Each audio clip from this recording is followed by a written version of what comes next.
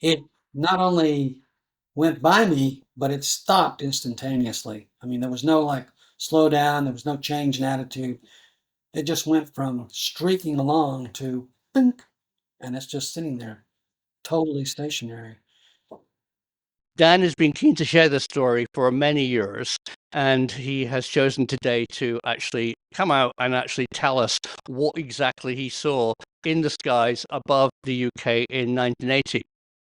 As a test pilot, you flew over 70 aircraft. How many different blocks of the F-16 did you actually fly? All of them. All of them. But the moment that I looked up and consciously thought, that's a craft. The laser light went out, and then the craft went to, like it expanded a plasma ball around it. And George Knapp, as serious as he could be, he just leaned in and he looked me right across the table and the eyeball to eyeball, and he said, they're tracking you. That kind of gave me a little like, who's tracking me? Why are they tracking me? Welcome to Lehto Files. I'm Chris Lehto, and I am truly honored to join Professor Simon for this interview, a special collaboration bringing you what I believe is a historic moment. Dan Isbell, a retired Air Force test pilot who flew over 70 aircraft from F-111s, screaming 200 feet off the ground at night, carrying nuclear weapons, to U-2s, brushing the edge of space. He is going public after 45 years of silence with not just one amazing up-close UAP encounter, but 4.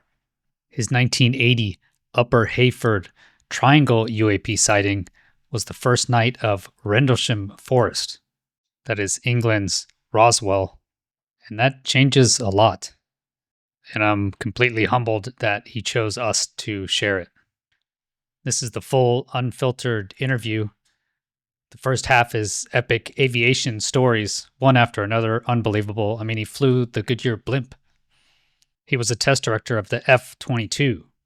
He knew about the B-2 program before anyone outside of special access programs knew it. He's worked in Area 51. And he was a test director for directed energy weapons. I mean, the guy knows everything there is to know about aviation, electronics, weapons, stealth, everything about aircraft, helicopters. So I left that aviation gold in there. If you want to skip right to the jaw-dropping UAP stories, then go about halfway through. I'll put a link. Simon's UAP deep dive is live on his channel, so check that out. Thank you for being here so much. Couldn't be done without your support. Please hit the like button and consider subscribing. Let's get to this historic interview.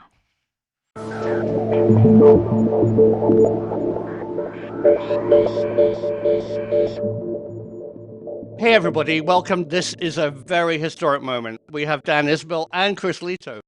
Dan saw a UAP sighting in Upper Heyford, which is in the UK in 1980, which I think actually changes history. The date of it coincides with the Rendlesham Forest incident, and you really need to hear what Dan has to say today. Dan has been keen to share this story for many years, and he has chosen today to actually come out and actually tell us what exactly he saw in the skies above the UK in 1980. What we're going to do, because Dan is an amazing US Air Force veteran and test pilot, Chris is going to start by asking Dan about his flying career, and you will soon understand what an amazing gentleman Dan really is. Well, thank you, Simon, and thank you so much for involving me in this collaboration. I'm extremely excited to talk to Dan. So welcome, Dan. Thank you for your courage and speaking out on this. And so can you just go through quickly your history, your background? I know it's long and storied. Yeah, I was fortunate enough, because I couldn't afford to go to college otherwise, but I was fortunate enough to get a full ride Air Force ROTC scholarship.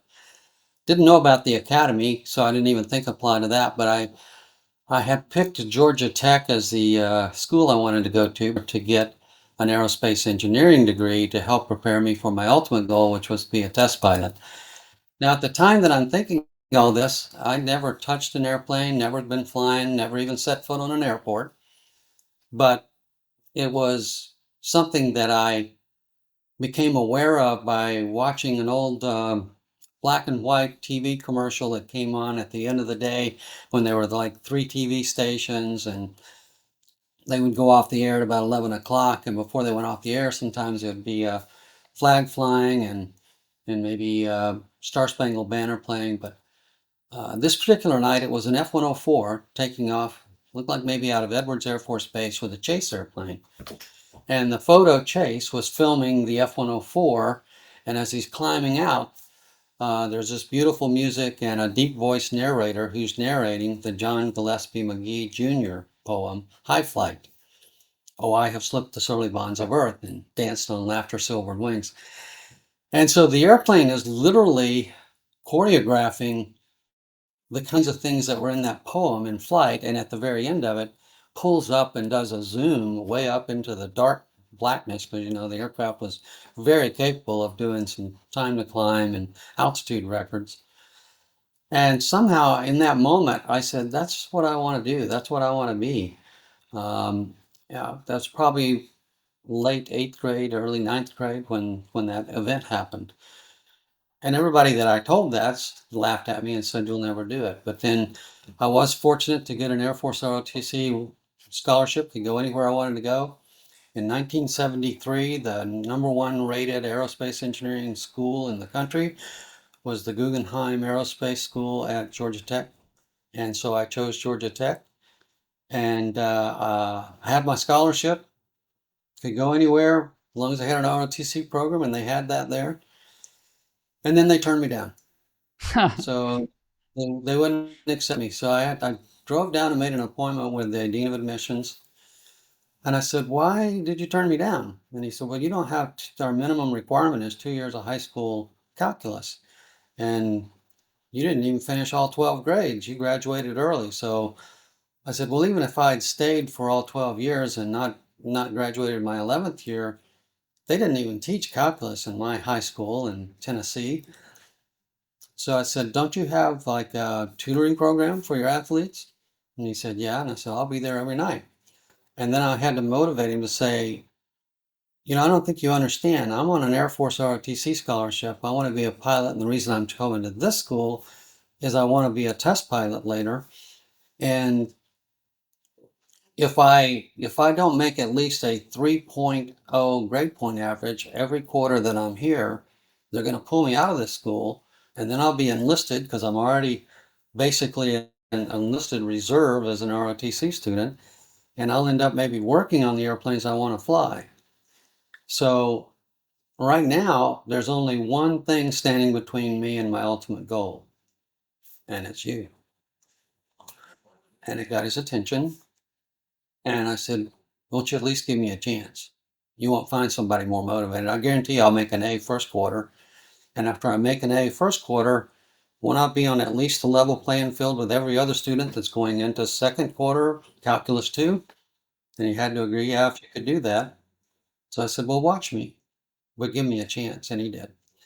So that's kind of how I got started on this whole thing. And went to pilot training at Williams Air Force Base, but I had an ed delay from the time I graduated with my degree in aerospace engineering, was commissioned, because the Vietnam War, they were still winding down all the pilots that were active for Vietnam. And so people were not getting to go straight to pilot training. They were having to just take a delay. So I didn't know really what I was going to do at first, but somebody from the graduate school approached me and said, we'd like to put you on a full assistantship if you'll come and work your master's in aerospace engineering and do a project that we're funded under NASA for. And the project was turbine blades in the F-15, F-100, Pratt & Whitney F-100 engine were failing fairly frequently, and it was causing catastrophic engine failure, and sometimes could cause dual engine failure if that turbine blade slung to the other side. Yeah. And so it's what's called a mode 3 stress failure, because there's tension in the blade, there's torsion in the blade, and there's a thermal gradient. So he said, you need to create a ground test apparatus that will duplicate those conditions and then test a number of turbine blades to failure. And then we'll send those off to the metallurgists so they can try to figure out how to change how they manufacture the blades, make them tougher. So that was a lot of fun. And I told the graduate advisor, okay, I'll come, but I'm not gonna delay going to pilot training. If I get orders to pilot training, I'm withdrawing from school. And sure enough, 3/4 of the way finishing my Master of Aerospace Engineering, I got orders to Williams. So when I said, well, I'm withdrawing, because you remember what happened to Bob Roach? He was a guy a couple or 3 years ahead of me in ROTC, and he wanted to be an astronaut someday. So he actually asked for an ed delay so he could finish his PhD. And he worked through his master's and PhD in record time. His wife worked on the side, helped put him through. And the day he got his PhD awarded, the Air Force canceled his pilot training slot and sent him orders to the Air Force Institute of Technology to be a professor. And I thought the guy was suicide. So that made me paranoid of any kind of, I didn't want the Air Force to even know that I was doing any work at Georgia Tech. But they paid me well, and I had a nice apartment, and I really enjoyed the academics there. But the day I got the orders to pilot training, I just said, don't say a word to the Air Force. I'm headed there. So that's kind of how things worked out for me. And I started pilot training in March of 78 and graduated in 7904 out of Williams Air Force Base. And I was fortunate enough to get a pilot ratings for fighter pilots, which is what I really desired. They didn't really let us have any choice, like, hey, what do you want to fly? So I was just hoping for a fighter. I didn't care, really, just a fighter, because I wanted to be a fighter pilot first, then an experimental test pilot. Yeah, that's the easiest way to become a test pilot, right? Is to go fighters first. Yes. I mean, we had test pilots go through the school with all types of backgrounds, but fighter pilot meant that you'd probably be then a fighter test pilot. And I really didn't want to be like a C-141 test pilot or a B-52 test pilot, though I've flown all those aircraft now. So anyway, our fighter block came down. There was one F-15, and the guy that got that assignment was a Wizzo who had done well and gone to pilot training, and he was an F-4 backseater, and they sent him to become an F-15 pilot. The other 6 fighters were all F-111s. Hardvarks.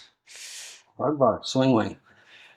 And they had never done that before because the F-111 was considered such a complex, difficult aircraft because it was the first with variable sweep wings. And in the F-111, it was totally manual, not automatic, based on AOA and airspeed like the Tomcat, which succeeded the 111. The F-111B was supposed to be for the Navy on the McNamara's program, and it was a little too heavy and failed to make wind over deck requirements for carrier landings, so they abandoned the joint program and went off with Grumman to do the Tomcat. But the F-111 had the first automatic terrain following radar system. Yeah. And how low was that? How low would you fly over the land, and how fast? Well, it's capable of flying you at 200 feet hard ride above the terrain, which is a very late pull and a 0G bunt over the clearance because this is designed for night or any weather. Yeah. So you're doing everything on the radar, and the stick doesn't move. When you're in automatic terrain following radar, the augmentation control system is flying the airplane, and the stick doesn't move. You guard the stick in case you need to move it, and it would execute 30-degree bank turns, and you could actually add a little bit more and do up to 45, and that was kind of the limits of the radar's safety limits for what it could do to do automatic terrain following radar. So the aircraft was capable of 1.2 Mach or even above. We weren't as much speed limited as we were temperature limited. So we had a little countdown timer that when we got above a certain temperature, you had like 3 minutes or to slow down, or you're going to really do some damage. So Mach 2.5, and I've been out to that a few times at altitude. The aircraft was a pig, though. If you're not supersonic, if you try to go above 34,000 feet, that was pretty much service ceiling, and you're almost on the backside of the power curve to fly subsonically at those altitudes.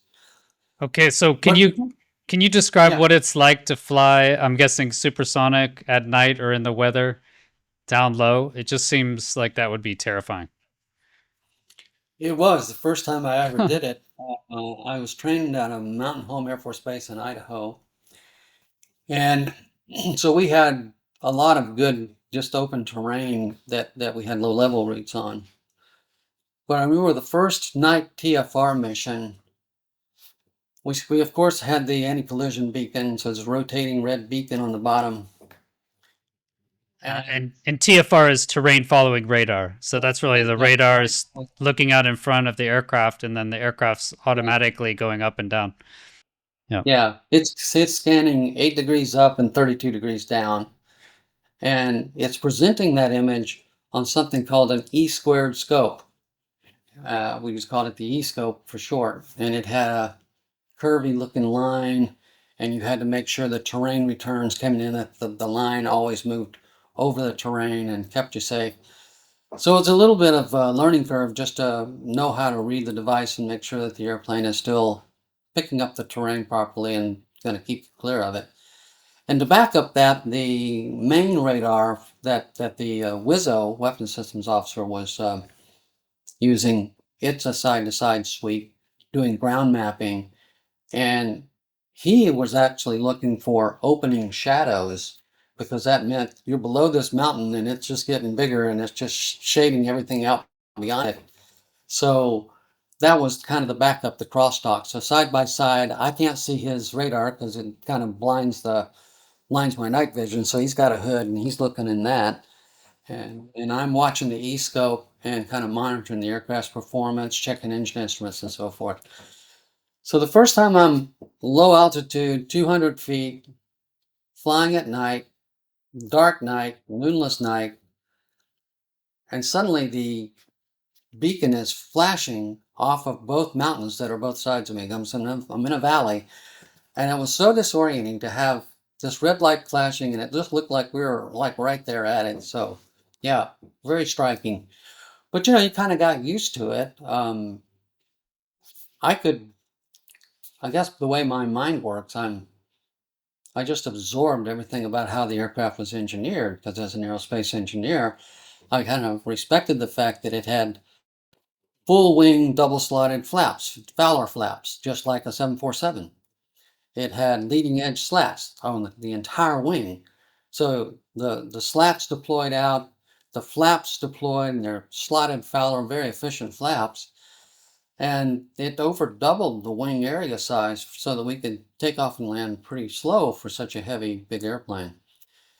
And so I I adapted to all of that very quickly, and then was never alarmed any further because it's just going to be part of the mission. So I enjoyed flying it. It was the smoothest airplane at low level that I've ever flown because it was 175 pounds per square foot wing loading. Compare that to the F-16, which I have a lot of time in, 64 pounds per square foot wing loading, and it's a big difference. Fuel bumps and stuff in the F-16 low level, and in the F-111, it was just, they called it the Cadillac. You just had a smooth ride, and it was very long range, capable of going all over. That's right. I remember they called it the Cadillac. But you, as a test pilot, you flew over 70 aircraft, I believe. Is that correct? And I guess how many different blocks of the F-16 did you actually fly? All of them. All of them. Yeah, because my last flying assignment was to be the squadron commander of the 514th Flight Test Squadron at Hill Air Force Base in Utah. Wow. And that at the time, until BRAC came along, that was a detachment from Edwards Air Force Base. And we had an instrumented F-16 that was a Block 10A model. It's up here behind me, and the model of it. It was painted white and orange, never had a gun in it. Instead of the gun, it had all of these sensors and wiring and recording devices for doing flight tests. And that was the primary airplane that we used for testing every OFP for the Guard and Reserve when they were still flying the A and B model F-16s. Yeah, We so also that OFPs are the operational flight program. flight program. Yeah, that's right. So it's the actual computer code that our jets use. And now we're flying up to Block 60s. Well, we sell Block 60s. So there's Block 10, Block 20, Block 30, Block 40, Block 50s. I flew Block 30s and Block 40s, actually, never the Block 50. So now we have a lot more blocks. Yeah, so the only way I flew the other blocks, because I flew the 10, the 15, the 25, 30, and 32 while I was at Eglin Air Force Base. That was my first test assignment out of test pilot school. And then when we were at Hill, we had a secondary mission of doing functional check flights for the depot. And that was the only F-16 depot in the country. So we had all the blocks and models come through there from one time or another. And when we flew them for functional check flights, now this is not an experimental flight test, so it doesn't require a test pilot. As far as you've probably done functional check flights yourself. Yeah, I was a functional check flight pilot in Alaska. And that's really just a jet that's gone for serious kind of work, maybe to get something replaced that you're kind of worried about. They give a pilot to go and run it through the ringer. And that's where you see the funnest part is you go really fast right at the end of the runway, and then you just put it on its tail and it goes straight up. And you're testing, it's not very comfortable at all. You're testing the cabin pressure system, and it'll just blow out your ears essentially as you go straight up to altitude. And you go to past supersonic and you do all these crazy things. So, yeah, quite interesting. Yeah. So at the depot, one time Allison, I got to deliver a couple of jets, me and my ops officer, because the pilots were all over in the no-fly zone defense over Iraq after Desert Storm, and they didn't have anybody to come down and pick up their airplanes that had been finished at depot. So, and of course, after they do all that work, they put fresh paint, new primer, new paint, so they really look nice coming out of depot. And we had them loaded up with a couple of wing tanks, the 360s on stations 4 and 6, and so we said, well, yeah, we'll bring them up. Can you send your tanker down? Because there was I forget if it was Guard or Reserve, KC-135 unit at Allison. Yeah, it's a reserve. Yeah, Reserve. I believe. Yeah. So they sent the tanker down, and we rejoined on the tanker over Vancouver. And then we just flew, with the tanker until we got to Alaska. But it was wintertime, and it was pretty overcast, and it was snowing really hard at Allison, which I know you're very familiar with.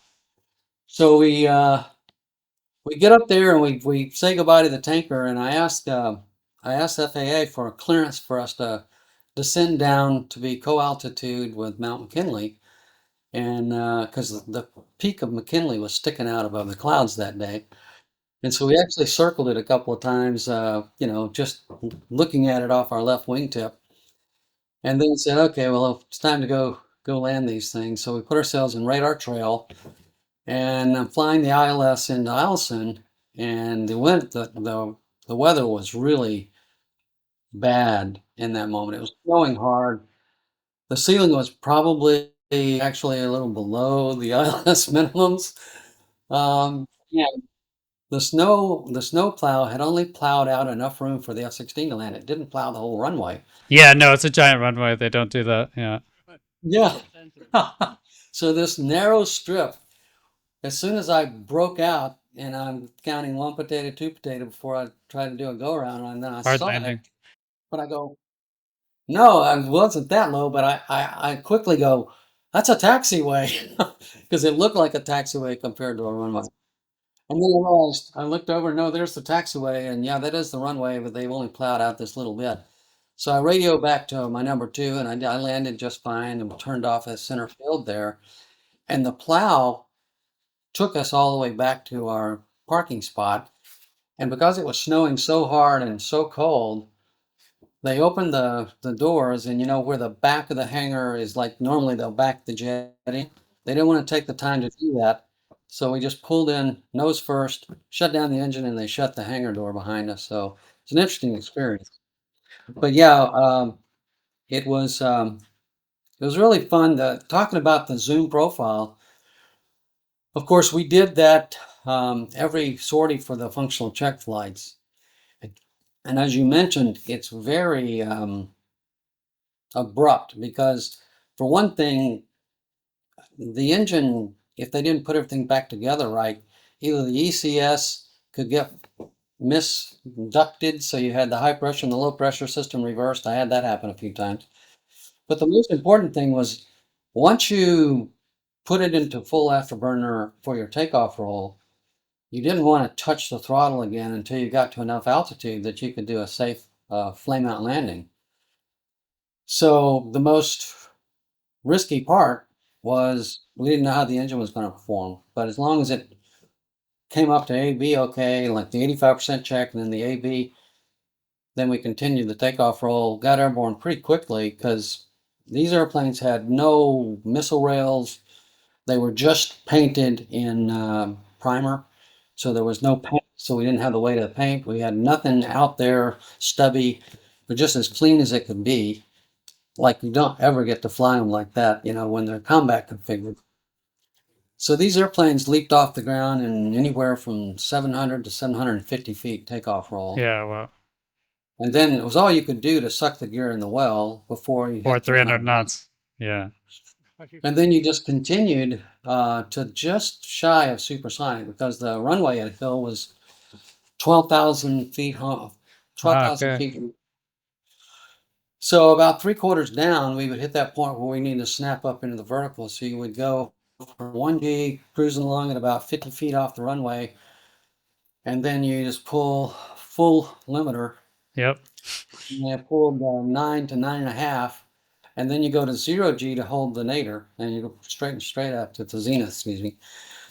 And you're pointing 9 degrees straight up, and of course the seat back is 30 degrees reclined. So if you Feels put your worse. head all heads downhill, and that could give people a tumbling sensation. I never had that problem, but anyway, what I was going to get to is the Block 50, clean like that, was so overpowered that I had to pull up sooner than normal because it was already about to go supersonic before it got to 3/4 of the runway.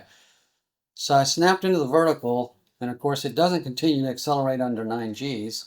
The speed basically stayed still, but then as soon as I went to 0G straight up, it started accelerating. Accelerating. So you're going to go supersonic straight up. I went supersonic at 14,000 feet. I bet they love that. They must have loved that in the area. The sonic boom is now, because it's not much above Mach 1, but the sonic boom is perpendicular. It goes sideways. Yeah. So it never intersected the ground, so they didn't hear it. Which is why we could hear Okay. it. But yeah, it was exciting. I did up to 3 of those a day sometimes for when the depot would get behind, and I had 5 times I had to do a real flame out landing because the engine did fail. Wow. Holy cow.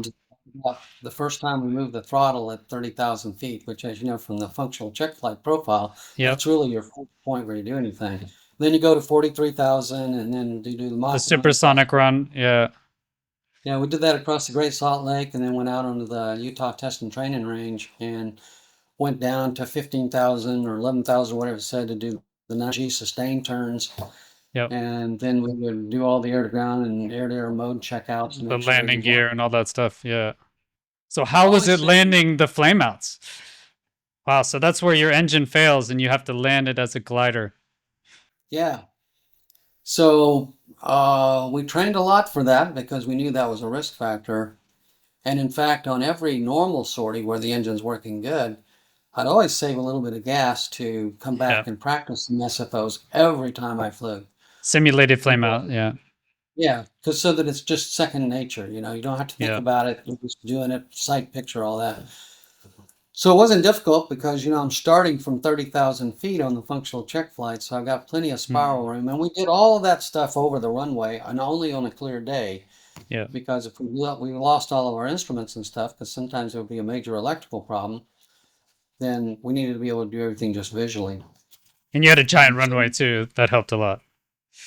Yeah, yeah. So those all worked out okay. I got them all down safely on the ground Wow. there. That's amazing. But yeah, it was. I love the F-16 as I know you do as well. It's just it's like a magic carpet ride. It's the most amazing airplane of any of the things I flew in terms of just the thrill of flying it. Flying the U-2 was very challenging, probably the most hands-on pilotage workload that I'd ever endured. Landing it is a real bear because it's you can't the see, pogos, right? Yeah. they go off, and you can't see very good. It's a long nose. You're in the spacesuit, got the pressure helmet on and stuff. So very limited visibility, which is why you have another U-2 pilot in a chase vehicle for both your takeoff and your landing. Corvette. But yeah, that was fun, exciting. I did a bunch of touch and goes on it because the landing was so challenging. I did it correctly every time, fortunately, but I thought, I'm gonna do this again. So by the time I got out of the airplane at Bill, it was a hot summer day. I probably had a quart of sweat inside that pressure suit. I was so drained. But it was thrilling to be up there at classified altitudes and see the curvature of the Earth very clearly, see kind of that transition between the atmosphere and space. Yeah, And I you got get to go. your astronaut wings, yes? Do you have astronaut wings then? No, no. Oh, okay. That's just a rumor.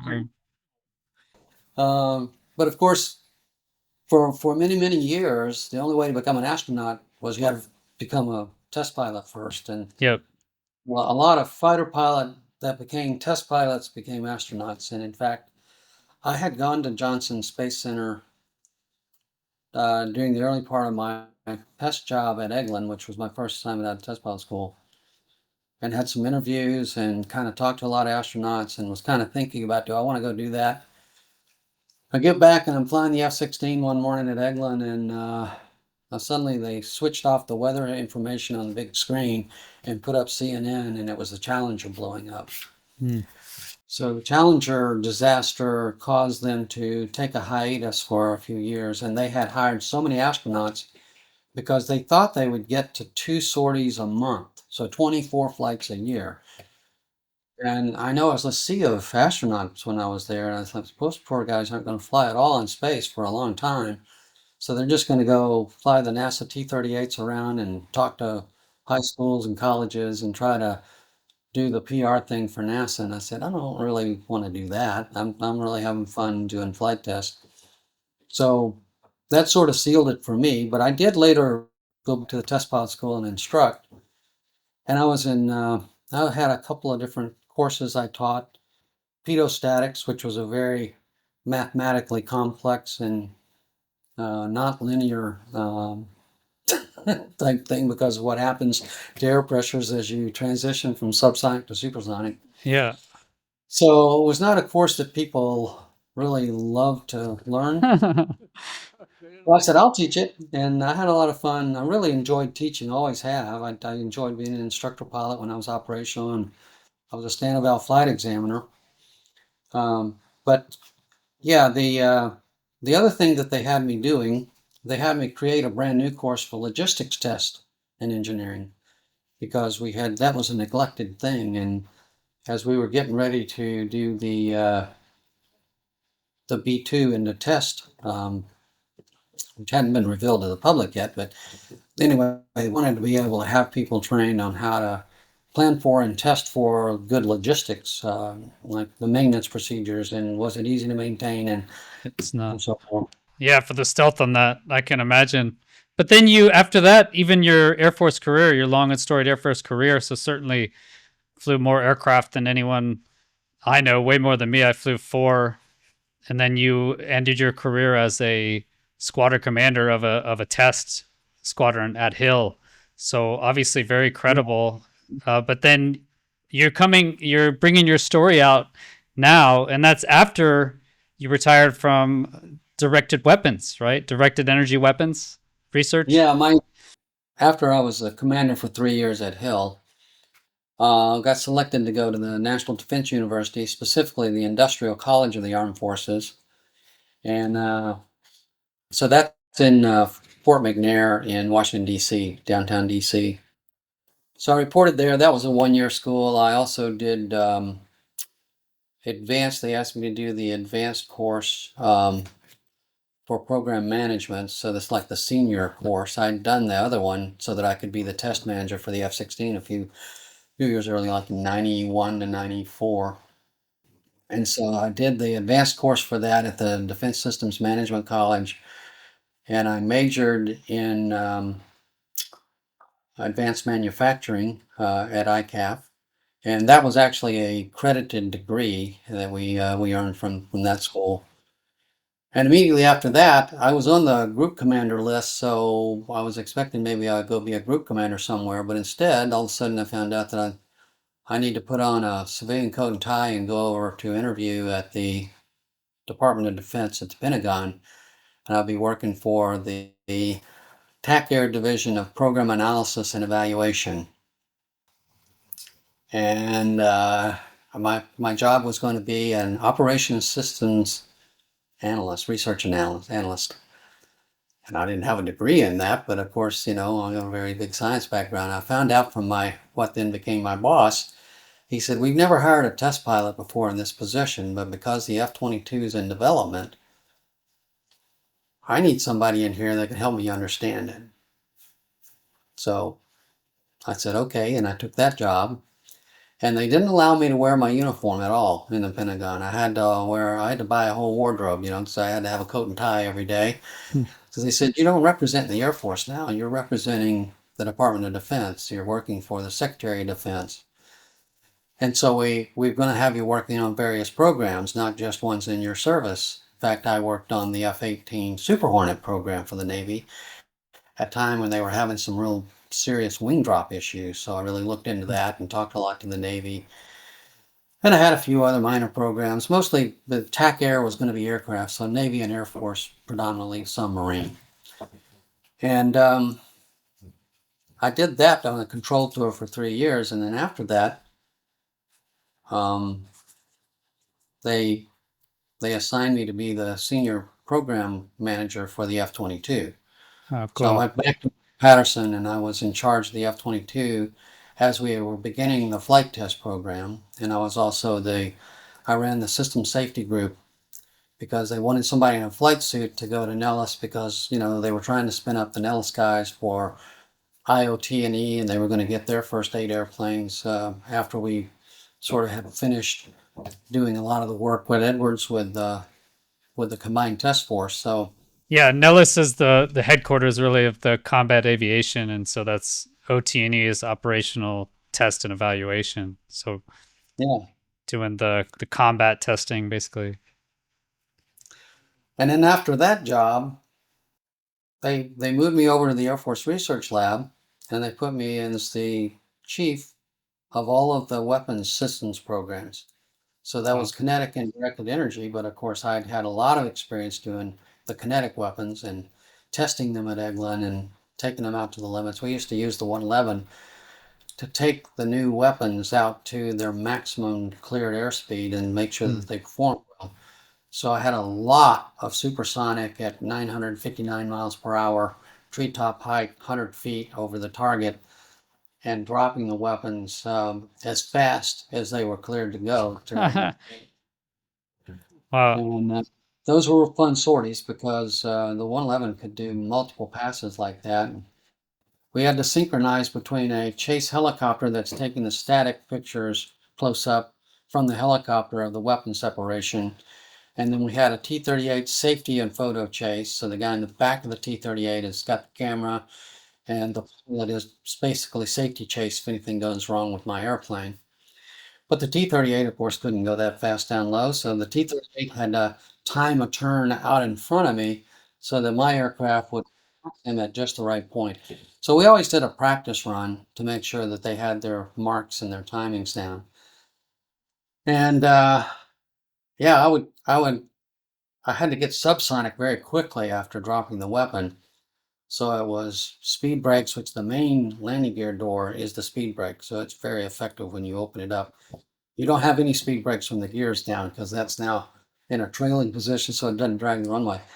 But the airplane was going that fast. You go idle, boards, throw the wings full up, and watch the airspeed until it gets subsonic. And then you go around and you go up to like 10 or 15,000 feet, and then you make a base turn, and then you just put it down about 35, 40 degrees nose low and full afterburner wings full aft, and off you go. And timing that final turn, because we're not doing any of that on auto anything. This is all hand flying. And it used to seem to me in the airplane like it took about 3 minutes.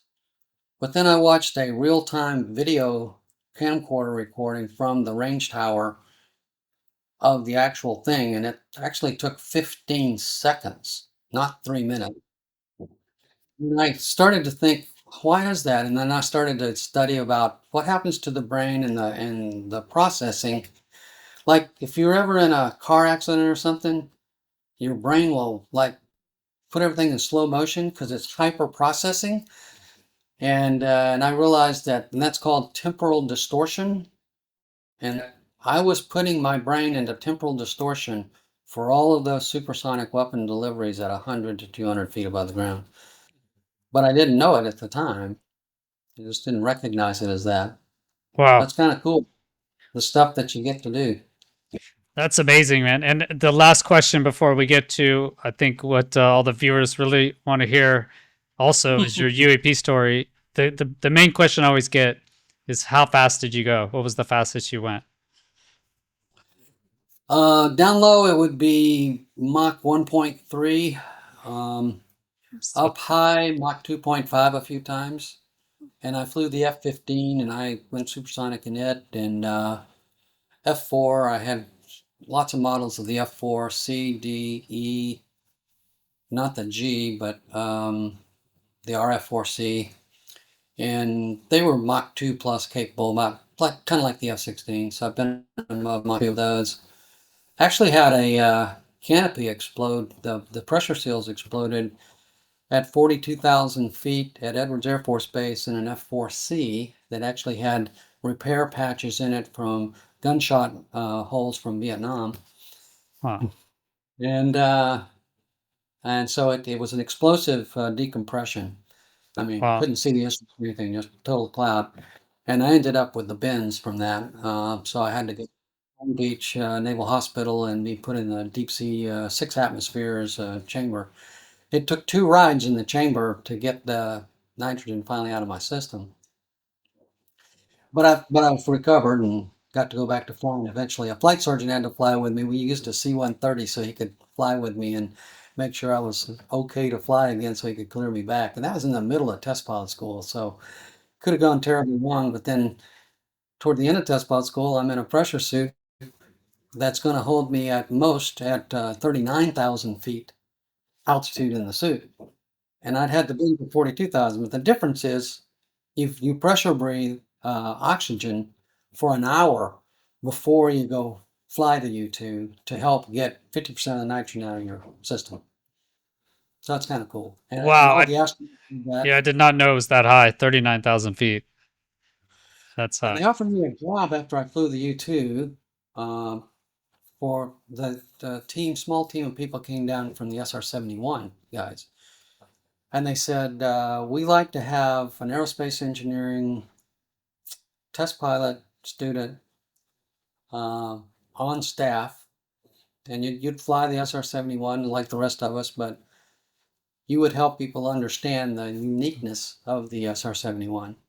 And when they taught our propulsion course that year, we had Bernie Kerr as our instructor for propulsion. He was the engineer that designed the J-58 engines for the SR-71, so it was quite an interesting course to be in. But yeah, so that was like very tempting. But then I thought, if I do that, they'll retire this airplane at some point, and then I'm in the reconnaissance community, and I'm not flying the F-16, which I turned down an F-16 assignment to Torrejon Air Base in Madrid, Spain. When I was still at the F-111, I got a rare, like out of the blue assignment And I got back from having put a deposit on a house down there, and one of my buddies from my pilot training class was already an F-16 guy there, and I was going to go to Luke, check out, go to Fort Worth, which is still General Dynamics Fort Worth then, pick up a brand new F-16 as a replacement for another F-4, put my name on the canopy rail, and fly it over with tanker escort to Spain. It's going to be a kind of a cool experience. And I was very excited, and I got this cute little house there in Spain, near Madrid, and had a swim pool in the front yard, and had a grape arbor over the driveway. I was like, oh, this is dreamy. I get back from that, I put a deposit on the house. They give me all my squadron scars and tactical name tags and stuff. And I get a call back at the House Barn Farm where I was living at the time in England. And I answered it, and he said, it's a command post, and we got a pass-through call from Randolph Air Force Base. Will you take it? I said, sure, go ahead, put them on. So the guy on the other end of the phone says, so I understand you have orders to F-16s going to Luke for training and followed on by Torone. I said, yeah, that's right. He said, have you shipped household goods yet? I said, no, the Packers are coming next Monday. And then he said, have you made any personal financial commitments that you're not willing to personally absorb out of pocket? And I said, well, I shipped my Corvette back to New York so I could fly to New York, pick it up, and go to Luke, and I was just going to sell it there because you can't take two cars to Spain. Put $100 on a house, but yeah, I guess not. Why? What do you ask? He said, well, it's the test pilot school board, and we want to know, do you want to go to test pilot school or do you want to go to the F-16? And I had applied way before I was qualified. I didn't have the number of hours that are requisite or anything else, but I'd done a bunch of inventions and engineering projects while I was a fighter pilot at Upper Heyford. Like I wrote the first ever flight planning software program. And I did it with an Atari 800, which was the first consumer computer you could get, and its only programming language was BASIC. And I did all kinds of strange math to get it done. I actually worked 4 days without sleep trying to get that working right. I had to buy a new book on Chebyshev polynomials so I could figure out exactly how to take all the squiggly things in the back of the dashboard that you had to interpolate on, where you went in with your weapons and figured out the drag index, fuel flows. So did that, and I invented a computerized command and control information system, because when we get the command post would get the big order of battle down via teletype. So, it's got the little holes down the side and the green and white striped paper. And then they would rip off sections of that and say, okay, 79th Squadron is going to have these fragmentary order of battle, and 55th is going to have these, and 77th is going to have those. And then hand it to a staff sergeant, and he'd get in a pickup truck and drive around the base to deliver these orders of battle. And I'm thinking, this is crazy. If we were actually under attack, what's the likelihood that our fragmentary order of battle would even arrive? So I got to thinking, how could we solve that problem? And we had a telephone system, just a voice system. And I found out, I asked them about it. The lines didn't go off base. They were strictly underground on the base. And they only connected the command post to the three fighter squadrons. And an invention called the acoustic coupler phone modem had just come out. So I thought, well, we could turn those voice analogs into digital, and back and forth. We can just couple these up. So I actually went and bought some acoustic couplers off the market and tried out my own experiment with the British phone system there. And we could talk classified on those lines, orally, so we could actually send this classified document over them without breaking any rules. And then I said, well, we needed a nice printout, so we got a printer and a computer interface for each squadron. I had to go through the contracting to do that. And that way, the command post could call up and say, we got your fragmentary order of battle. And they'd say, okay, I'm ready to receive. They would both plug it down, and the squeaks and beeps, and it would just print out beautifully there. Cool. And nobody could drive around the base with it. So the wing commander was kind of blown away by that. And then we had to actually start one engine to talk on the radio and to wait for our clearances and stuff from the command post. because the original radio was this huge tube powered, ran on 400 cycle AC. But then later we got the half quick DC radio, which you have flown with too, in the Viper. Yep. But when the engineers put it into the airplane, they took kind of the lazy man's way out, and they just put a little transformer rectifier to take AC and turn it into DC, and they didn't hook it to the battery bus at all. So you had to have at least one engine generator. Yeah. So I thought, this is kind of crazy. So I asked the wing commander if I could have access to a hangar queen, and he said, yeah. And because if an airplane's waiting on parts that are not available and going to be down for a while, I said, just give me one of those. I told him what I wanted to try, and he said, okay. And I said, I'm going to use all mil-spec parts. I'll use exactly the same transformers, or excuse me, the same resistors and the same all kind of circuits that I would need, the diodes, the transistors, that are already in the airplane and certified mil-spec. And I made a little box to house it in, and I came up with a wiring diagram to do it. And I went out there and did it by myself and tested it myself, and it worked great.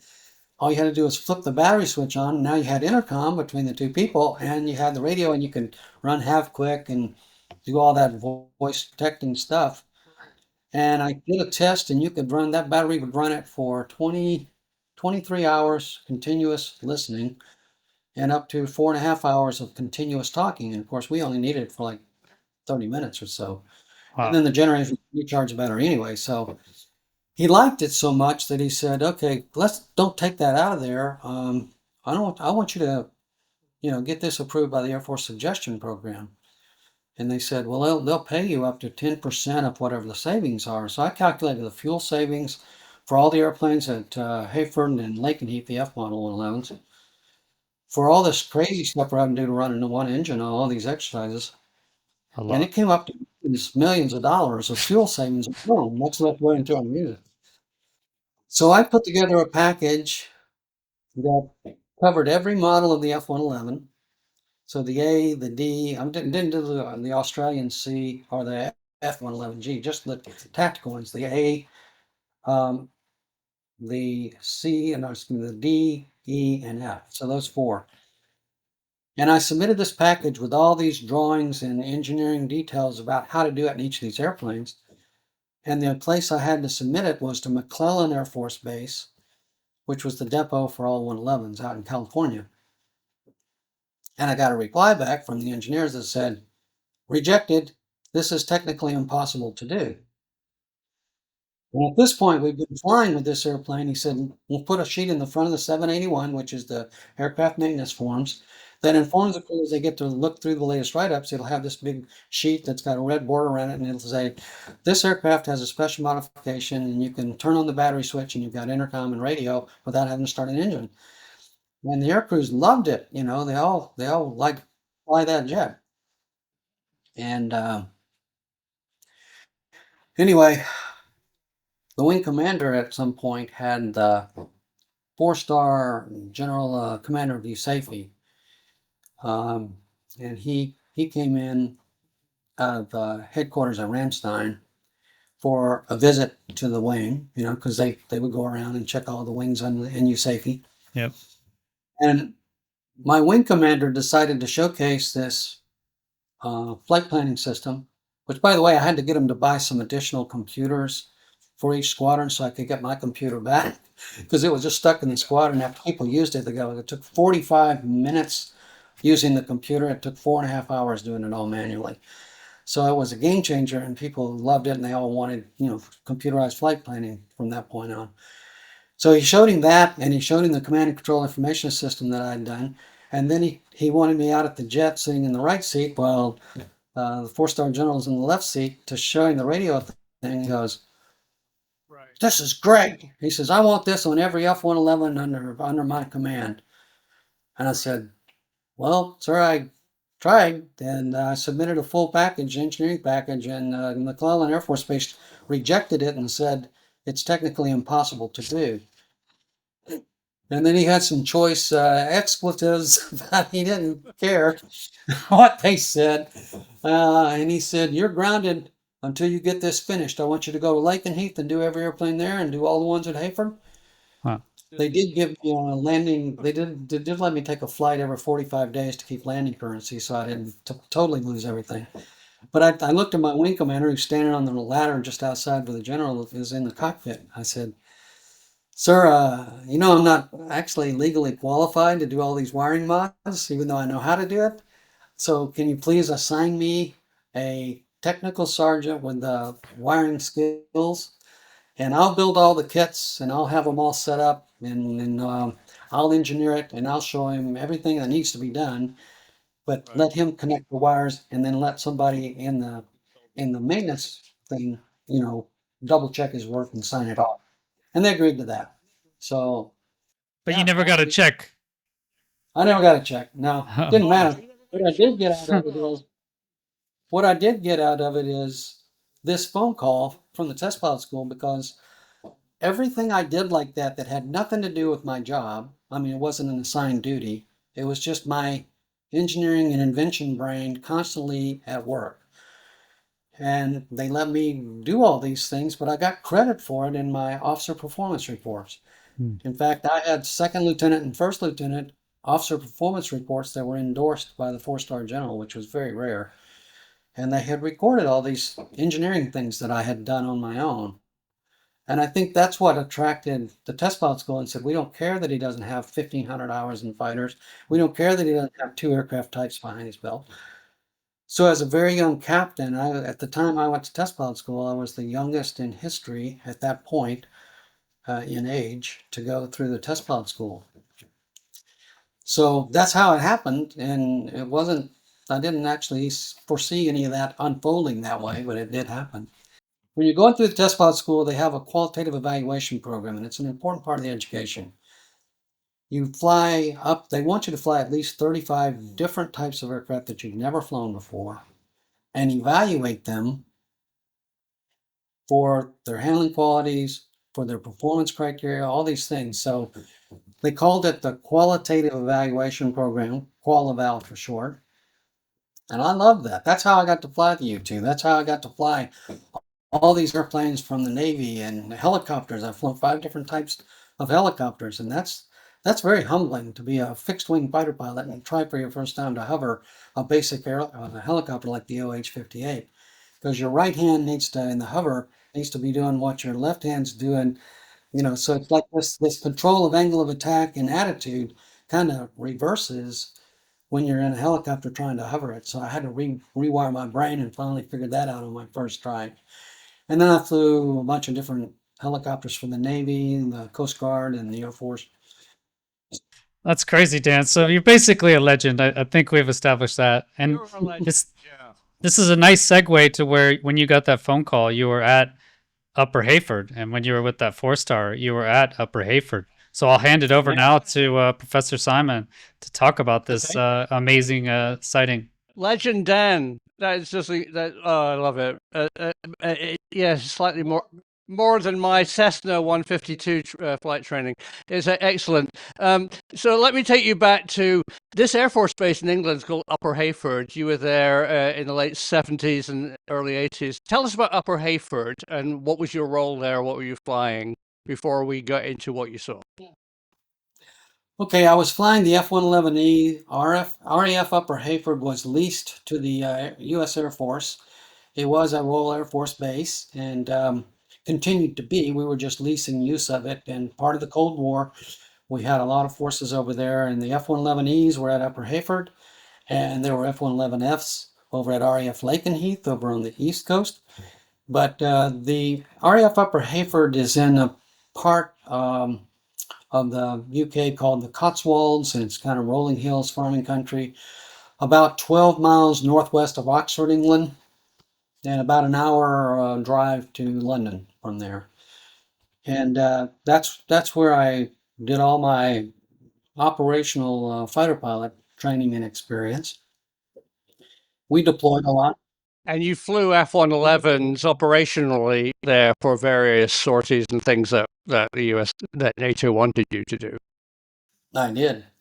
And we also had Victor alert, so we had to sit alert for a week at a time, and that's sort of prescient to how I ended up where I was when I was for my UAP encounter.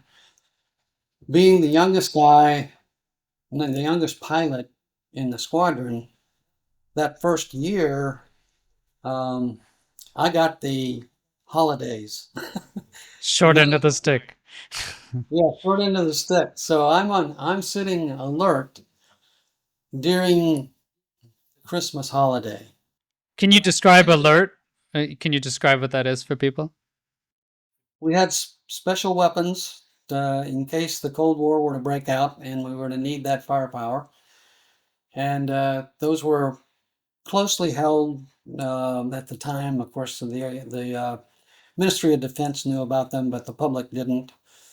But we set alert with those weapons in hardened concrete bunker type arrangements. There were no windows. When you went to your bunk to go to sleep, it was just you turn the light off, it's pitch dark in there. So we had flashlights with us, and we slept in our flight suits, and our boots were, ready with the speed laces to jump into and zip up and run if the klaxon went off. Fortunately, that never happened, but we did, we did some elephant walks every once in a while and various types of things to just exercise the aircraft and exercise our responses. And it's hot cocked, right? You guys would have the jets fully ready to go, your inertial navigation systems already aligned, so everything's ready. So you can just Precisely. jump in. And the weapons would be basically ready to go as well, which is really Yes. quite interesting. Yeah.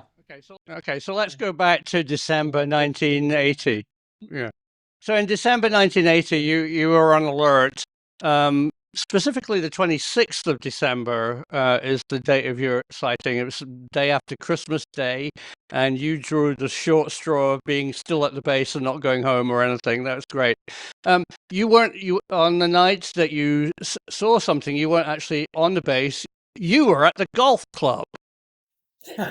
Yeah, and the changeover for the new crew to take over, because there was always a crew on alert, and that changeover happened on Fridays. So late in the day Friday, the new crew would take your place, and you'd be allowed to go. I think I'd gone by the officers club because I'd missed basically everything being stuck out there for the whole week, but just kind of see some of the guys and have a little chat. We had a nice little officers club bar there at the base. But knowing that I got to drive home because I've got my Corvette out there, I'm by myself. I probably had a half a beer if I had anything, because I definitely didn't want a DUI in the UK. That would have been career ending right there. So I left probably around, we sang some songs and stuff, so fighter pilot songs, probably 9:30 to 10, and I had about a half-hour drive to the town of Vista, where kind of they had a whole section of housing there because the base was so small. We had very few houses, maybe only the commander and so forth that were directly on the base. So I was out in this other little housing district, and one of the main roads that I drove to get there went by this golf course, which I was familiar with. I had played it before. I wasn't on the course that day, but I knew, where it was. And it backs onto the runway and perimeter fence. This is the Heyford Golf Club with a big clubhouse. No, this is actually the Bister Golf Club. And I think I sent you a map that showed it's just outside the town of Bister. And they have a golf course and a hotel there. And it's a nice course, although I'm not a real good golfer. But um, anyway, that was really only uh, relevant because as I'm driving down that road, I'm all alone, and my 1980 Corvette had a big like glass coupe type long back window, very good rear visibility. And what caught my eye was all of the unusual lights on this thing that came streaking in, and it zipped right by me and then stopped. And it was hovering right over what I knew to be one of the golf course greens. And there was a few trees between me and it, and there are trees on the other side of it. And at the end of it, because the golf course had a lot of trees and the way they designed the course. So it totally startled me. It was completely silent. I rolled down the window and there was no sound. I pulled my car off the road, opened my door, and stood and looked at it. And it was triangular shaped, but it didn't have a pointy front end. It had kind of a curved front end. And I couldn't see anything but the lower part of it. But all around it, it wasn't like individual lights that were going on and off or blinking or anything. It was almost like a plasma of changing colors going around the bottom.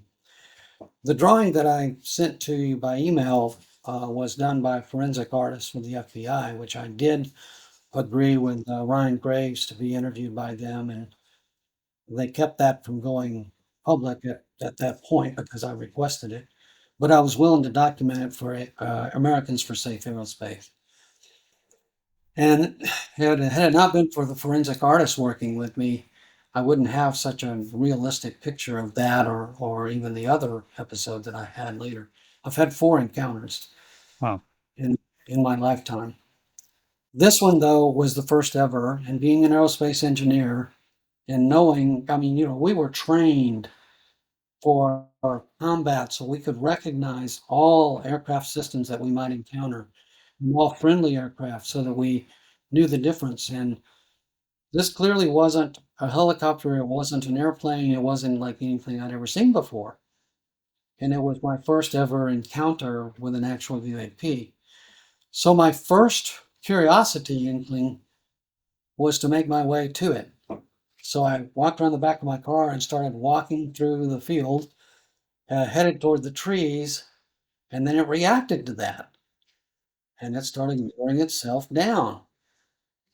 And then I got kind of like scared because I go, if anybody saw me seeing a UFO, that would be the end of my career before I even got to test pilot school. So I had this immediate response that I need to run back to my car and get out of here before somebody sees me. And I'm not going to tell a soul that I ever saw this because, when you're doing a Victor alert and stuff, you're on special top secret clearance with personnel reliability program, PRP.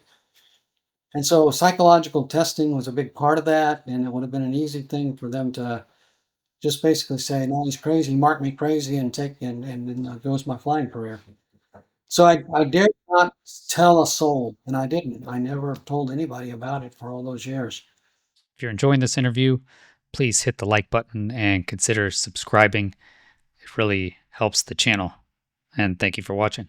You were alone in your car on that road, but were there any other sightings by anybody else of a similar craft at the same time? Elaborate that. Well, I certainly wasn't aware of it, and I'm certainly going to ask anybody. But I did find out from a March 22nd, 2023 show that Linda Moulton Howe did on her Earth Files YouTube channel. She had a guy that was using the pseudonym of Smith Jones, and he was I think a staff sergeant at the time at RAF Upper Heyford. And on that, not on the 26th, but at 1 a.m. on the 27th, so approximately 3 hours and 15 minutes from when I saw that, he had one show up. The weapons storage area, he was guarding some weapons on a trailer until the weapons people came to, he was basically with a rifle, so doing security. He told about how he kind of walked back and forth like a sentry, and he's looking one way, looking the other way, looking all around with his rifle on his shoulder. And at one of those points, he turned around and all of a sudden here this thing was, and it was just hovering with the front end toward him, but it was a little bit below his elevation. So he's looking straight into what he said was a glass front that looked like the floor was lighted, and the light looked like it came from the floor up, not the ceiling down. He didn't see any beings in there, but this thing was just hovering there, and he thought, wow, that's not ours. And was it roughly the same shape and as the craft that you saw an hour and a half earlier? Yeah, he had a much closer look at it, and later, as they were putting the weapons in storage, it was hovering over them, over the weapon storage area. And so he got to see the underneath, he got to see the top and the front and the back as it went away.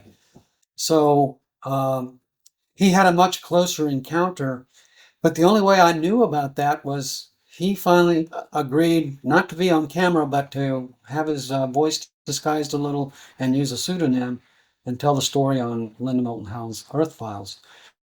And after I watched that, I noticed in her description, she requested if anybody else had a sighting like this at that time frame, please contact me via Proton mail. And so she had her Proton email address. So I quickly got a Proton email account, and I created a really strange name that didn't relate to mine as my email address. And I sent her an email about it and told her what my experience was. And then she emailed me back and asked me if I would provide her a phone number, and I did. And that following week, I was actually in San Antonio, Texas, at a science and technology symposium teaching directed energy weapons, which I have been doing since 2010. So that night in my hotel room, my cell phone rang, and it was Linda Moulton Howe. And she really wanted me to do like the Smith Jones thing. And I said, I'm still on a top secret clearance. And I have a reputation that I have to uphold to have credibility for the people I'm teaching. So I just don't think this is probably a good time for me to come out with that, because it's important that I finish this work, which I finally did in 2024, late 2024. So I told her I wasn't willing to do that at this point. But her focus on the call mostly was about the one there, because in her show, she reported that RF Falconberry, which is a little north of RF Upper Heyford, plus more than just this one guy had reported sightings at Upper Heyford, physically on the base or over the base. And it was in that same time frame with Rendlesham Forest, which I always thought that was just all by itself, Um, and I didn't know about Rendlesham Forest at the time that I had my sighting. I learned about it when it came on TV for the first time, and the Charles Halt memo that he wrote to the MOD got declassified and put out there, and all of a sudden people are talking about it.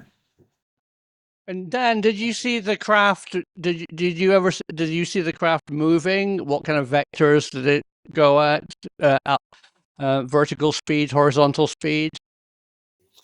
Yeah, I saw it zipping in. It was moving very fast, and I saw it in my rearview mirror, and it caught my attention because it wasn't normal and it was not at road level. It was up above the trees and moving very, very quickly. I can't estimate the speed because, again, that's my rearview mirror, and I'm driving forward on that at night on a small road. But it not only went by me, but it stopped instantaneously. I mean, there was no like slow down, there was no change in attitude. It just went from streaking along to bink, and it's just sitting there, totally stationary. And of course, I know enough about G forces and inertia and all the other stuff that happens to us in airplanes. That's not normal. So that certainly got my attention. And the only other motion I saw it do, while I was just sat there silent, was as I walked towards the woods, it was clearly aware of me. It was clearly stopping because of my car and me. Why, I don't know. But it responded when I started walking towards the golf course. And it responded by starting down silently. And then that's when I thought, why are you doing? If you get involved with something like this and anybody finds out, your career is over before it's. I mean, I'd just been fully mission ready declared in June of that year. So I'd been an operational, fully certified, fully cleared mission ready pilot for 6 months. And I was enjoying what I was doing. I didn't want to stop it. So yeah, that's really why I didn't get more involved. I'm kind of glad after hearing about what happened with some of the personnel that were exposed. That that's really concerning. Maybe it's a good thing I didn't get too close because as an engineer and scientist, I'm firmly convinced that the way those craft are working has to be a very strong electromagnetic force field that they're creating. How they're doing it, I don't know. I have a lot more understanding about electrical stuff in connection to the electromagnetic spectrum from having worked on high power microwave and high energy laser weapon systems. But but I do understand that if you're too close to those kinds of fields without shielding, human bodies aren't really designed to stay. Like why we don't go stand in front of an operating aircraft radar, uh, unless it's real cold, and then it'll make you feel warm because it actually thermally heats your skin. But it's not a good idea long term to be exposed to that stuff. And of course, there are people who were injured, and but none of that was in my head at the time. I didn't even think about it. I'm just curious as I can be because the way my brain works, I go, well, this is fascinating because this is not a conventional anything. So what is it? That's a very good point that a lot of people have said when they see something which falls into the category of highly strange. The human brain always tries to say it's a brick, it's a plane, it's a light. And when you see something which doesn't qualify for any pigeonhole in your pilot and skilled brain, how did that? What did it look like? I mean, what does something which is totally unknown do to your brain? How did it make you feel? And were you trying to say, "Ooh, it's a light"? Tell us about the experience and how you processed it. Yeah, I wasn't confusing it as any kind of terrestrial thing that I know of or any kind of aircraft. It was clearly an anomalous craft that had flight characteristics and abilities that I had never been exposed to, of course. So at first there was a bit of ontological shock, but that was quickly overcome by just insane curiosity because part of me just wanted to go see if they would let me in and let me fly it for a little while. I mean, that's just the fighter pilot speaking to me, right? I'll have a go at this thing. Let's see what it can do. But of course, that would have been a very stupid thing to do. And even though my first inclination is to get an even closer look, although it's pretty close, it was probably, I would estimate 150 feet or so away from me. Wow. So that's pretty dang close. But there were no other cars on the road. There was no other person stopping. And I didn't want to have a conversation with anybody about it ever because of the stigma and what it can do to my flying career. And I'm not alone. I think most pilots that I know that now have come out had the same reaction during their flying years.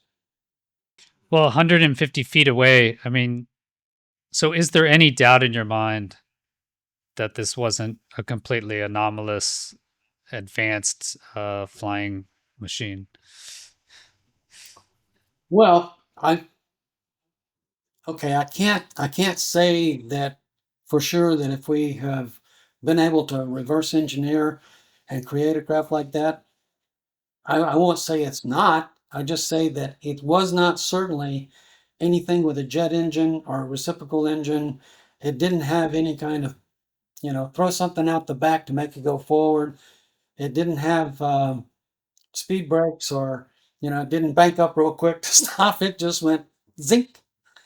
So it was close enough to me to witness, even from inside my car, that I had no doubt that this was not anything that you could come up with a prosaic explanation for. Could it have been a reversed engineered craft in 1980? Possibly. But then the question would be, why would it be doing that?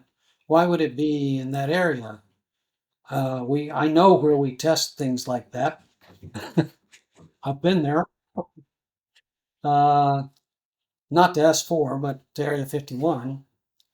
And I know why we have that secrecy. And my unit at Hill Air Force Base was a detachment, just like the detachment is at Area 51. It's a part of the Edwards Air Force Base.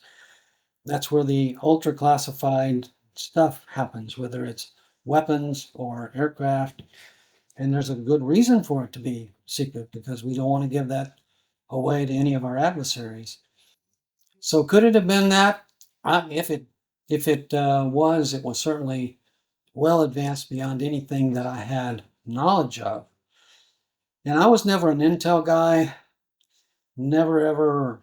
I was in a lot of TSSCI special access programs, including USAPs, which is unacknowledged special access programs, where even the code word was classified.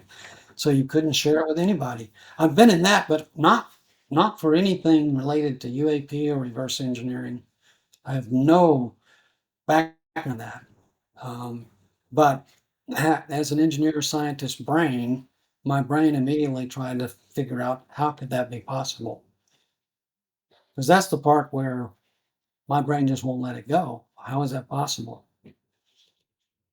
And, that was just the first of several. I will say that I did have a chance to go talk to Jeremy Corbell and George Knapp in February 10th. So that was about a month and a half before I got the call from Linda Moulton Howe. And the reason that came up is because my stepson,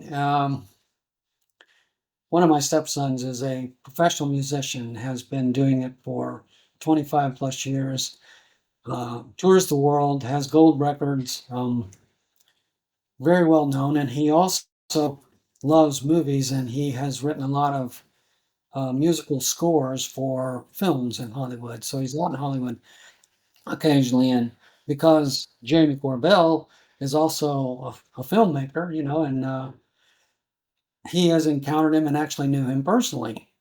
And one of his trips when he was out in LA, he was talking to Jeremy, and Jeremy was asking if he had any personal knowledge about any UAP stuff. He said, no, but I think my stepfather has. I have no idea what it is because he won't talk about it. It's just that he's seen things. And he said, do you think he'd be willing to come out here and talk to us?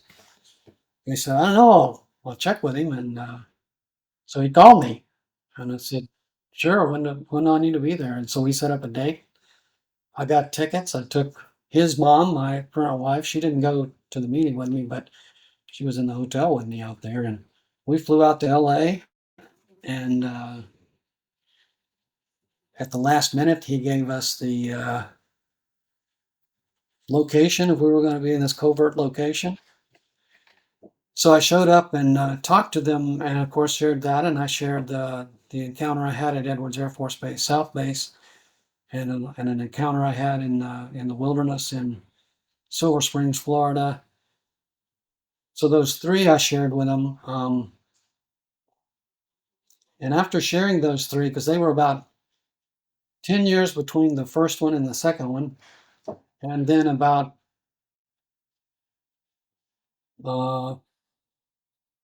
14 years between the second one and the third one.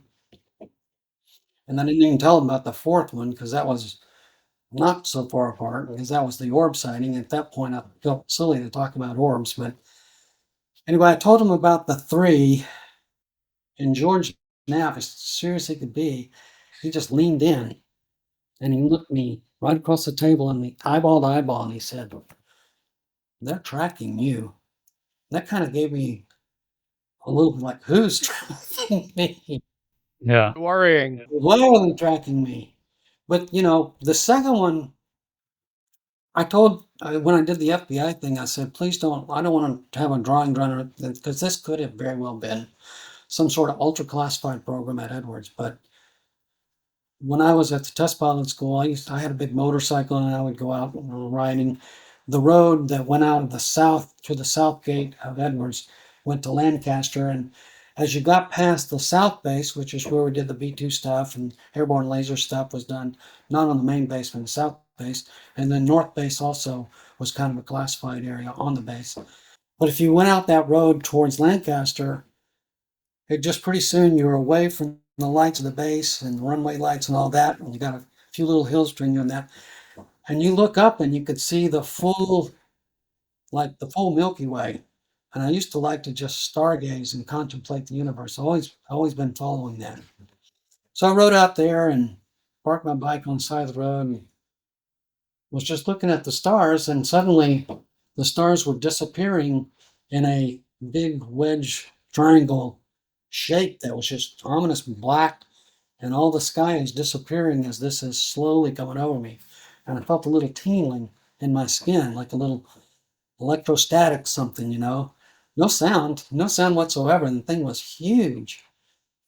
So again, I didn't want to tell anybody about that. And one of the reasons I wouldn't talk to anybody on the base about it is when I was teaching at the test pilot school, I was always like spitballing on pranks and stuff. We went to the bar on a Friday night and I'm talking to some of the pilots and students, and I had come up with a way to make an aircraft visually cloaked, like true Klingon cloaking device from Star Trek. Was just something in my brain. But I was talking to guys about it, kind of just telling them how I thought it could be done. And suddenly, two guys in suits, which I later learned to be OSI, came up from behind me. They grabbed me by the shoulder. They said, "Sir, you got to come with us." Really? Right. And they took me out of there. And they said, put me in a private room and said, "How do you know about this?" I said, "Know about what?" "What you were talking about." I said, "I don't. I just came up with that in my head." They said, "Well, you got to shut up about it because we've actually got a program going on for that right now. So don't you tell another soul." So I said, "Okay, is there anything else?" And I said, "No, you just don't ever talk about that again." So I didn't.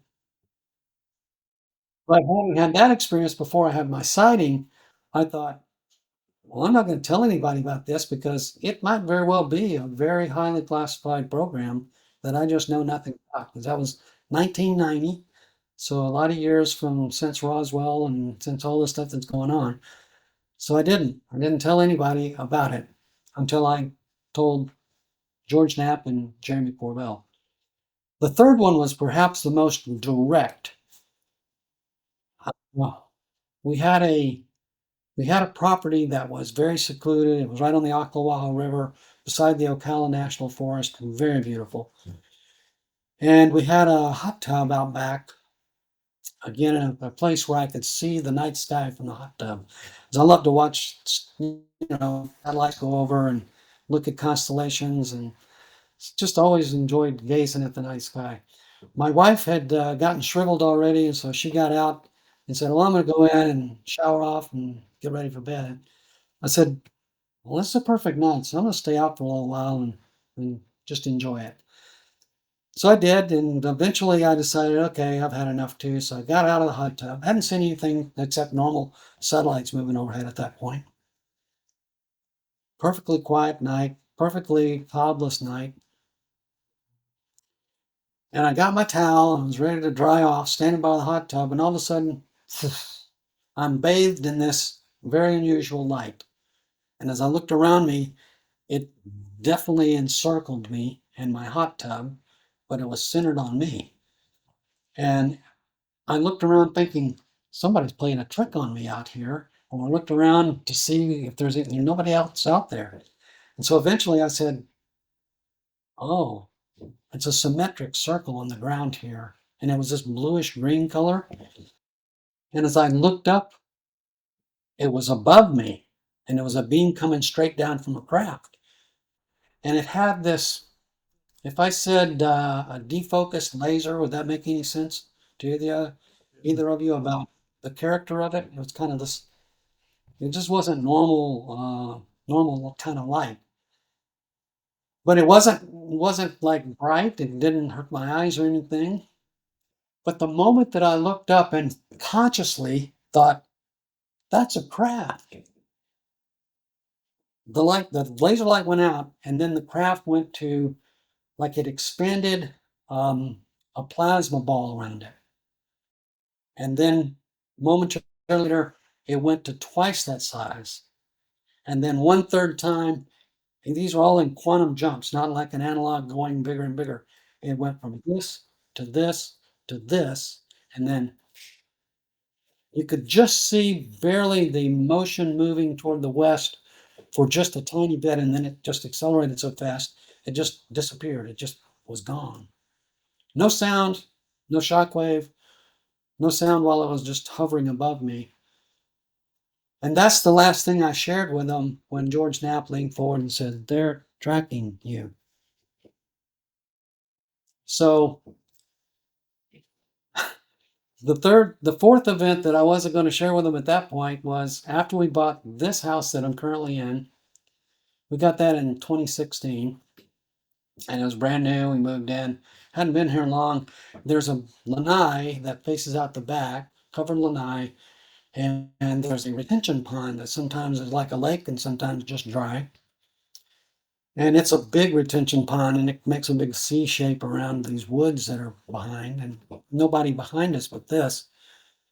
And I just happened to look out that night as I'm getting ready to close blinds and make sure the doors are all locked and go to bed. And this bright ball of light came down from just to the northwest of my house. And it came down to just above the retention pond and started moving fairly slowly. Well, it was moving fairly rapidly at first, and then it turned the curve and just kind of slowed down right behind my house at eye beam level to me. And that chilled me to the point of like, wow, I don't think I should even stand here and look at this any longer.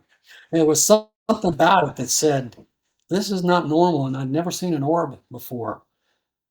But the door was open, and there was no sound. It was not rotors from a quadcopter or anything. It was just this pure ball of white light. So I just quickly shut the door, pulled the blinds, and said, I hope it doesn't come in here. Don't come in. But yeah, for whatever reason, I've had 4 encounters in my lifetime. Yeah. And I am incredibly curious about it. I mean, I think like you guys, I would like to understand what it is and what it's not. And is it truly physical? Is it something from another place? Is it ultra terrestrial? Is it stuff that's been here for a long time? Because obviously there's plenty of evidence that, I mean, even in the Bible, you go back that far, there's stories back there that we can only view as that was a UAP encounter. So I don't have the answers for sure. I'm very curious, and I've been following just about every UAP type related channel on YouTube that there's out there because I'm just so curious. And now I'm finally at a point where I'm willing to publicly share it with my name, my face, and this is what I've experienced as a test pilot with quite a long career of flying a lot of different stuff. So I do understand airplanes and helicopters, and even I've flown the Goodyear Blimp Columbia. You can believe it. Wow. That's really all I know about that thing. I do have. I purchased this book. Okay. Gary Heseltine. Which is, yeah, from Gary Hazeltine. That's right. Because he's really focusing on the Rendlesham Forest. Yeah, I've read that book. Actually, I had a really interesting interview with Gary last year, and he sent me the book on PDF. And yeah, I read the whole thing. It's actually really interesting. It is. Just a quick question on going back to your third encounter.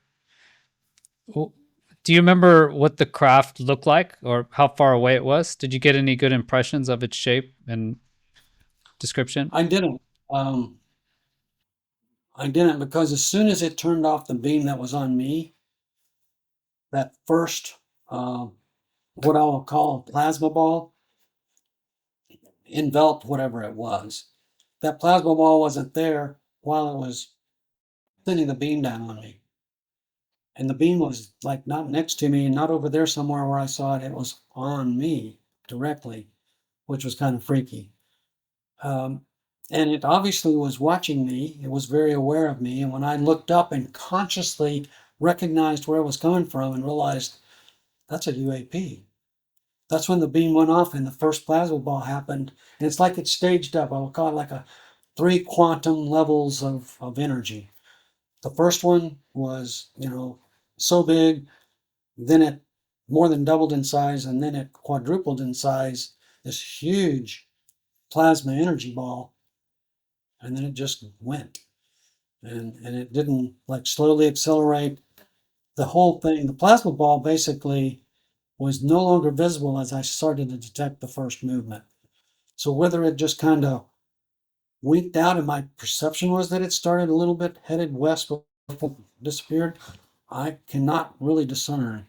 It was just one of those bizarre things that happened so fast. And why it happened, who knows? Maybe George Knapp is right. They're tracking you. What about the color of the plasma ball? Do you remember? White. Same color as the light? Okay, white. Well, the light was like a bluish green. It was green and blue mixed. And it had sort of a speckly nature to it, kind of like I said, if it was a defocused laser beam, Yeah. which, I've spent a lot of time in labs with lasers. So that's just a way I can describe it. It's probably not a good way to describe it because people that haven't spent any time in the lab with lasers probably don't really get that comparison. But it was emanating straight from the craft. And it wasn't like a pencil beam. It had been widened out. So it wasn't like a typical laser. We try to make it decolorated and it'll broaden a little bit, but you want to concentrate that energy. This was intentionally diffused out enough to encircle me, my hot tub, and the white gravel around that all that's standing on.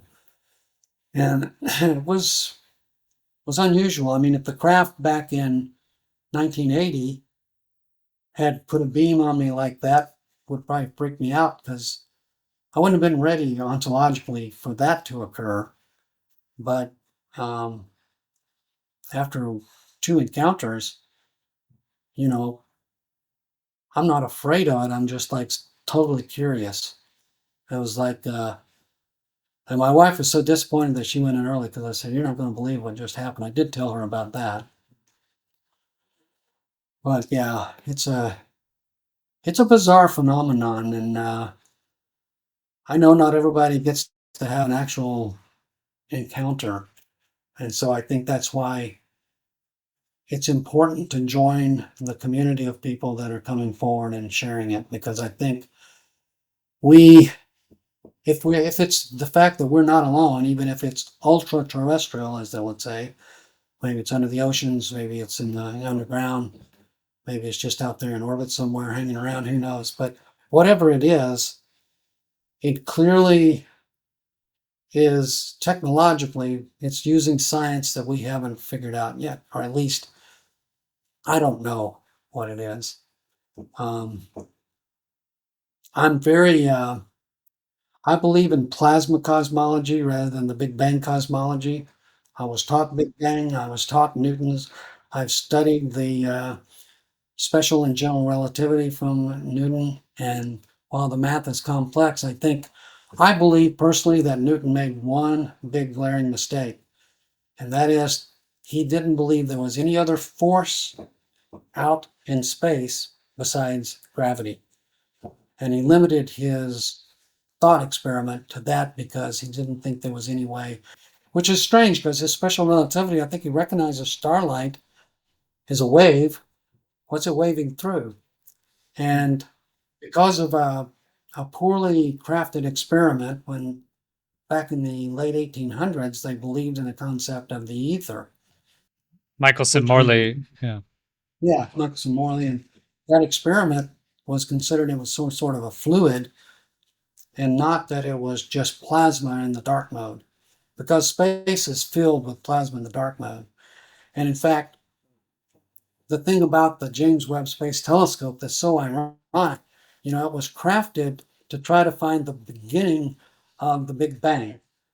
And what they're finding is it's falsifying their theories. Yeah. And it's actually so good, and it's got such high resolution, and it's so spectrum wide in its capability to look at. In the infrared, it's actually able to visualize these Birkeland currents, which are twisted pairs of electrical energy. And that's what's connecting every galaxy to every other galaxy. The cosmic web, as they've labeled it, is in fact electrical conduit. And the plasma that's in space, and that's separated charge. So we're talking about electrons not attached in a cloud to a core. And so we have ions, which in the case of hydrogen would just be a proton and electron separated, which got positive and negative charge that are now separated, but highly conductive. In fact, more conductive than a copper wire here on the Earth.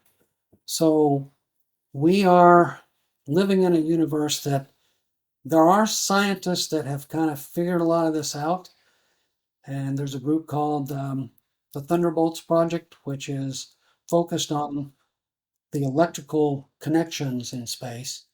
And then plasma cosmology is looking at that, because I'll tell you, I followed mainstream science for all my life until black holes became like, well, why are they doing that? Because even Einstein said that's a misuse of my equations, because they allow themselves to divide by zero and have infinite density in an infinitely small space. Yep. The singularities. Yeah, singularity. Okay, well, that's not making a lot of sense that that's allowed in that field, but not allowed in any other field to use mathematics like that. And plus, what they're seeing, the absence of stuff there, they're not seeing, but now the James Webb Telescope is visualizing it, and they don't know what to do with it. What's at the center of all galaxies is a plasmoid. That is a tangled thing. You can actually recreate them in the lab with a plasma focus gun, and you can create a plasmoid, and it just knots up and twists up. It's just this ball of electromagnetic energy. And every galaxy has that at the center instead of a black hole. So I was already doubting the black hole theory, and then it didn't make sense to me when the Vera Rubin thing about seeing the stars moving at not the right velocity out at the edge of the galaxies. Again, if you think that gravity is the only force out there, you have to invent some kind of other gravity to make that work. So that's where dark matter as a concept was born, that it's a non-baryonic substance that, and they've spent $19 billion testing the 53 different things that they think there could be, and not one particle has been found ever. Yep. Ever. Never. But now the James Webb Space Telescope, which was going to support their theory of the Big Bang, and they had to add to the Big Bang, oh, yeah, we got to have inflation because things actually spread apart faster than the speed of light. So they came up with a theory, and then they invented dark matter, and then they invented dark energy because they're assuming, and even Edwin Hubble, who was a famous astronomer, was the first to ever use a spectroscopy instrument to look at the light spectrum on other things, including he was the first to visualize and figure out that Andromeda was not in our galaxy, but it's a separate galaxy. It wasn't a nebula, it was a galaxy, yeah. Yeah, and as a result, he had the guy that was like his assistant that outlived him. His name was Halton Arp, A-R-P. And he made it his life's work to sort of prove, because even Hubble said, I don't think we can limit ourselves to saying that all Doppler redshift equals accelerated velocity. And then later people turned that into saying, well, if it's this much redshifted, then it's this many billion years away. So the whole concept of that kind of falls apart because it's all based on gravity's the only force, and gravity was too weak to keep everything together. Now it's all accelerating apart. But I would say that James Webb is showing us, no, the opposite is true. And what Halton Arp had done is he imaged quasars that come out of an active core of a galaxy. Again, this plasma wave will sometimes spit out something called a quasar, and it'll be brighter than all the stars in that galaxy for a bit. And as that quasar starts to move away from the parent galaxy, it has an intrinsic redshift that would make you think it's 20 billion light years away. But it's not. It's still tied to that galaxy. And as it moves, it goes into sort of an elliptical orbit. And as it ages, its redshift gets closer and closer and closer. And pretty soon, its redshift becomes the same as the parent galaxy. And now it's a companion orbiting galaxy, kind of like the large and small Magellanic clouds that orbit the Milky Way, our galaxy. And he had books on that, but the dogma was so. I mean, he got all of his telescope time taken away from him because he had sort of proven. You had things that they were saying was, oh, this is 12 billion light years away, and it's literally connected. If you look in the right wavelengths, there's this electrical conduit connecting it to the parent galaxy, and it's sitting in front of the galaxy, not behind it. And the galaxy would blank it out if it was behind it. So yeah, it's bizarre, and so I decided that black holes, dark matter, and dark energy were garden gnomes added to try to prop up a theory about the cosmos which no longer can hold up. How long it'll take, who knows? But I've been and been immersed in studying plasma cosmology and electric universe theory. And the cool thing about it is you make predictions based on that, and it actually happens that way. Walt Thornhill was a famous scientist in Australia who was brilliant at it. He's passed on in the last few years. But yeah, it's fascinating, and it opened my eyes to a lot of stuff, including the story about our geology here on Earth is a bit flawed because you can go out in certain places in Utah and other areas where you can find rock formations that clearly don't look like this was formed by simply rain and water and wind. What did form it? It turns out electrical activity, large, like million times a lightning bolt, like electrical energy. And where did that come from? And how did it come from? So there's a whole like mind-blowing thing that's available there. But I say all that because in my view, you don't generate this because you got a coal fire inside of that UAP that's turning thermal energy into something. It's not using the mechanics of how we propel craft, both on the ground craft and in the aircraft. And well, what is that? Well, then it's got to be electromagnetic, because the electromagnetic force is 10 to the 39th power greater than the force of gravity, which gravity is the weakest force.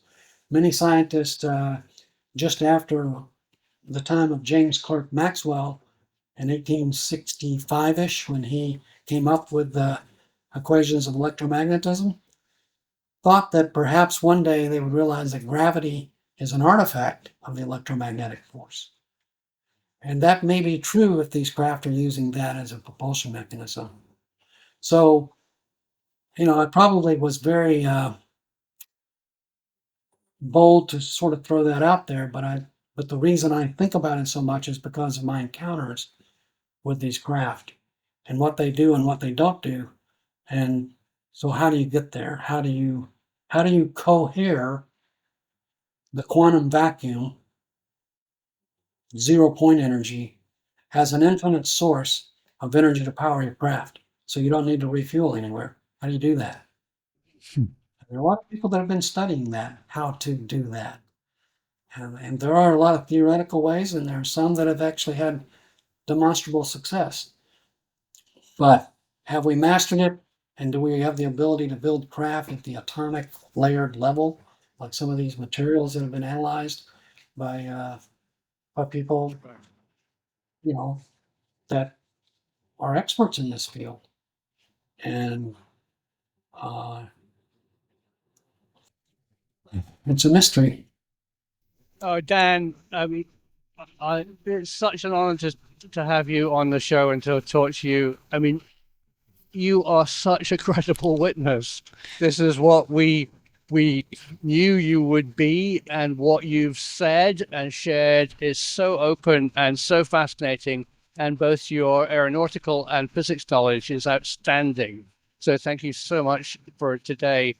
And another incredibly interesting encounter in 1980, and the other ones that you've had really is going to move this whole field forward. And I think your physics is really very interesting, and you're spot on. I mean, I know Chris and I both were involved in a conference talking about the Big Bang is wrong. So it's a real field of interest. We need to shake up the scientists. Yeah, it's time because we're not going to make forward progress. We've been trapped for 100 years in a dogma, and I'll call it that because it's become. Right.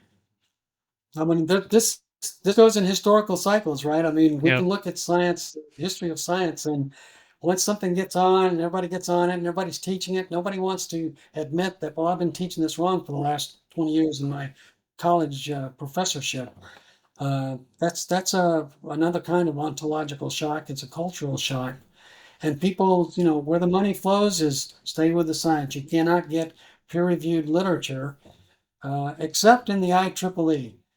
The IEEE, the International Electrical Engineering Organization, Oh, really? that will publish stuff on these alternate theories, which is kind of fun because if you're going to have a theory of anything, it ought to be able to be predictive and correct. And Yep. you shouldn't have to Right. keep adding garden gnomes to it. I use that analogy because way back in my in my heritage is some Irish, and I think of say if I could meet my great great great great great grandmother, and she's telling me about the garden gnomes that are out there in the garden, and I'd say, okay, well, how do you know? And then let's say the windstorm comes through the night while she's sleeping, and her lawn chair blows over, and she'll go, "There's proof. I told you the garden gnomes came out. I can Yeah. show her." Yeah. And I see that as kind of mainstream science right now Yeah. has engineered a lot of garden gnomes to pop up their thing. And it's really upsetting them. It's fun to watch when they publish the captions on stuff out of the James Webb and they go, Yeah. we don't know how this is possible. It's Yeah. a false fault other thing. They still don't update it though. I just saw recently they found a galaxy. Uh, it's a large object. I'm assuming it's a galaxy at 280 million years after the alleged Big Bang. But it doesn't change their model. They just say, "Oh, we got the galaxy formation models incorrect." Yeah, inflation theory. The gnomes. Yeah. Well, it's funny to watch them away, but it's sad because our science needs to move on. Now, I hope that the scientists that are somehow in classified programs working on reverse engineering have already climbed out of that rut and they're not thinking gravity is the only force because it's got to be coherence of the vacuum energy, the 0 point energy, because they're not, stopping to refuel with oils or water or anything on this planet. They're doing whatever they're doing and it's not does it seems to be pervasive enough that they're not having to go refuel somewhere. And so what would be the only thing that pervades everything is the 0 point energy, the quantum flux, where particles come into and out of existence and self-annihilate and do all that. There's enough energy in the quantum vacuum because it draws from the entire universe because it's throughout the universe to power things that are unimaginable to us. And in my view, as a scientist and engineer, the things that I've witnessed would require such energy that I don't think a self-contained nuclear reactor in the ship is how they're powering it. And certainly that's not what Bob Lazar found when they were doing the sport model stuff. Um, and his story hasn't changed in all these years. So I don't know. I don't. Of course, he again views what the little three things on the bottom move around and do as being gravity wave producers. And maybe that's one way you could look at what they're doing, but clearly they're they're cohering energy from somewhere and using it to displace themselves in time and space in a way that doesn't create effects. I mean, the the stuff that's under the sea that can do 500 knots measured, what is that? And it doesn't create a wake. It doesn't like concuss all the vehicles as it goes by. So there's some sort of transformation there that is beyond our current science, at least beyond our current acknowledged science. And I would hope that before I check out, I'll be 70 on my next birthday. So before I check out, I'd like to know. And you see, I doing like you. Yes, I after 50 years out, the way the military and the DoD said, I can finally do something different. So I feel right at home with you guys, and thank you for the honor of having a chat. And I'll be glad to Thank you so much. talk further about this. Yeah. No, it really was truly a pleasure, Dan, and just an amazing witness. Thank you so much for coming out. My final question really is, I find it interesting that your first sighting, you were curious and driven to go towards the object, but then your fourth sighting, it was the opposite, and you basically ran from the object, essentially closed the curtains. Do you think people should speak out about this? You know, are you happy now that you've come out? Do you feel like you've released something from your chest? And do you think it's important that people come out? It is, and then the whistleblowers, I'm really proud of them for doing what they're doing. It takes great bravery. I was literally heartbroken by what happened to one of the witnesses that was on there for the latest September 9th. Borland, yeah. That guy's been through hell and back and literally unemployable now with his skills. So I don't think that should be happening to people. And I think we need better whistleblower protections. At this point, they can take my TS away and I don't care. Even when I interviewed with the FBI, I thought, well, they'll probably do that, but they haven't done that. There were 5 of them that interviewed me plus the forensic artist, and they were totally professional and cool, and they documented things, and I felt like, well, at least that information is there for the Americans for Safe Aerospace. But now that I have fully retired, there's nothing. It's not for personal reputation. I don't care about that. I just didn't want to lose the fun and important work I was doing, to be like so many other people that got literally ripped their career out from them because they said something about UFOs or UAPs. But in my view, they're real. Whatever they are, they're real. And I've been privileged, I guess, to have maybe more sightings than some. I don't know who's had the most sightings. Who cares? Anybody that's seen one and seen it up close will have an ontological shock about how different that is from what we're used to with even our fastest aircraft and fastest submarines. They can't do those kind of things. And the fact that it's multi-domain and can go from space to air to water and back the other way. That's astounding because we don't have craft to do that. That's amazing. Well, thank you so much, Dan. And thank you, Simon, for including me. Really appreciate it. A very important day. Chris and Dan, it's an excellent chat. And yeah, we'll share it with the world because people need to hear your story. Thank you very much. Okay, well, thank you for the opportunity, and I was very excited because I follow both of you. I love the content that you put out, and Chris, you and I should meet someday. I've actually spent some time. I guess you're still living in Portugal. Yes, definitely. I was there in Ovar, Portugal for Open Gate 80, where we were trying to convince the King of Portugal that they should join NATO, and we were successful. Wow. We did some airplanes for him, and sometime we can talk about some other experiences I had doing supersonic attacks against the NATO fleet to see if they could find us before we got there. And so those are very fun missions. Got to see my flight lead disappear because there's the first shockwave formed. It created a vapor ball, and his airplane disappeared. All I could see was his pitot tube in the front of his nose. And I was realizing as we're flying at Mach 1.1, 6,000 feet line abreast, we calculated the ducting layer to be 340 feet, so we're flying at 400 feet. All emitters off using our, LoRa, everything is off. We calibrated our barometric altimeter to be the only altitude we had. And I thought, that's cool. He looks at me, he sees the same thing. And we got to have a Tomcat intercept us at about 25 miles from the fleet, but we made it that far undetected. And that was fun too, because I called out because he rolled in deep six and it was about 8,000 feet behind us. So I knew at this speeds, he didn't have a missile that could reach us. So I said, bogey, deep six, 8,000 feet stagnated, not remembering that we're on fleet common frequency for safety at that point. And I hear this voice, not my flight leads, come back and say, stagnated, eh? And that Tomcat, because we were doing 1.1 and we weren't going full bore, he literally went to full afterburner, wings full back, and crept up and parked on my left wingtip, gave me the bird, and and then peeled off. I know he was totally bingo by that point because I didn't carry near the fuel that an aardvark does. But that was a fun experience and taught me something about those Tomcats and how capable they were, even down low. Wow. Another amazing story, Dan. I love it. Yeah, we'll definitely have to meet in person anytime. Yeah, that'll be great. Maybe we can figure out a conference that you're going to, and maybe I'll head there, and we can make it a neutral point to meet wherever.